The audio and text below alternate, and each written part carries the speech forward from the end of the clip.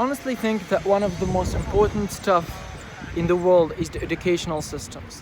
When it comes to the educational systems, there is a lot of factors that can affect if it's good or not, if it's actually practical or purely impractical of its use. So when we're talking about the educational system, we're talking about the future of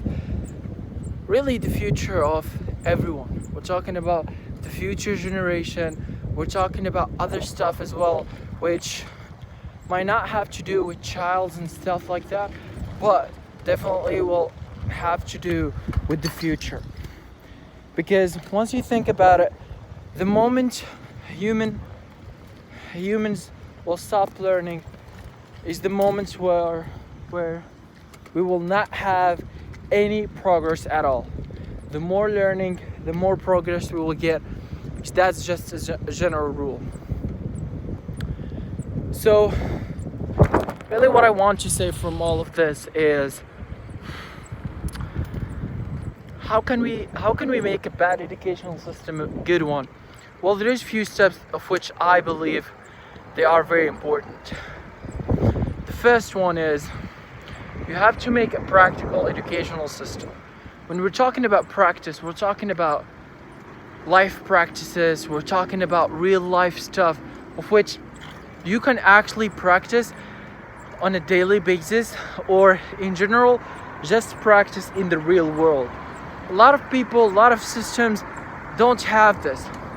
And the theoretical part, yes, it does something, but it will never ever be sufficient, because we need practice.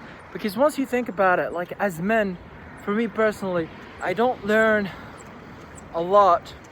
I learn more by doing than by learning itself. I learn more by actually doing the thing than just reading about it or hearing from someone who talks about it. This is just general knowledge when it comes to this stuff. It's just general knowledge when it comes to how can you deal with education.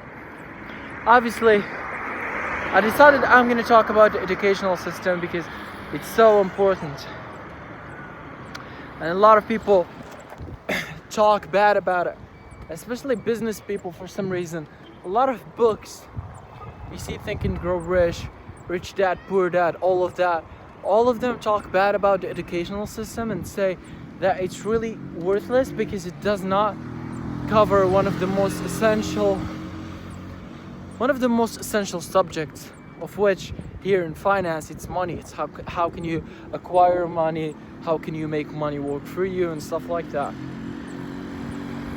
I think really what the educational system needs is giving the freedom to the students to do what they want, how they want it, whenever they want it, the way they like it to be. Because by preferences, everybody has a different educational mode. As an example, as I told you, I don't learn a lot by just hearing stuff. I learn more, way more, by doing stuff, right? It doesn't mean necessarily that I don't learn anything while hearing things or in school or teachers or any of that. But all what I'm saying here that I learn more, so it's more of a comparison here. I learn more by doing stuff, because men, by our nature, we learn by mistakes, by trial and error, which it seems that a lot of people have forgotten. So I really thought about this a lot in the past 1 or 2 years. I was thinking about education, on how can I make my education better, in fact way better, that I can upgrade my life. Because once you think about it, if I am highly educated about any subjects of which I choose, it's definitely unlimited resources, right? It's an unlimited energy, basically unbeatable advantage that nobody has. So it's like, all right, okay, how can I do that? Then I stumbled across the text of which talk about consistency. It was like, all right, what's the main point of which consistency talks about, and I figured out that it's really just by trial and error, because a lot of people don't have that link between the theoretical world and the physical execution. That's why a lot of students fail at anything, and they're always scared. Like I was talking to a friend of mine this evening. I said, why are you so scared? He was taking notes. He was taking so excessive of notes using different colors. I said, it doesn't have to be. He even wrote next to 18 months, 1.5 year. I said, you don't have to do that. You're smarter than that. You need to believe in yourself.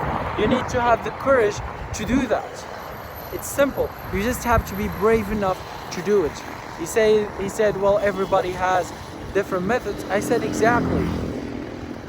That's why you shouldn't do that. I said, you think that you are right now in the downest, in the worst point, but what you don't know is that the worst is yet to come. So you must work now. You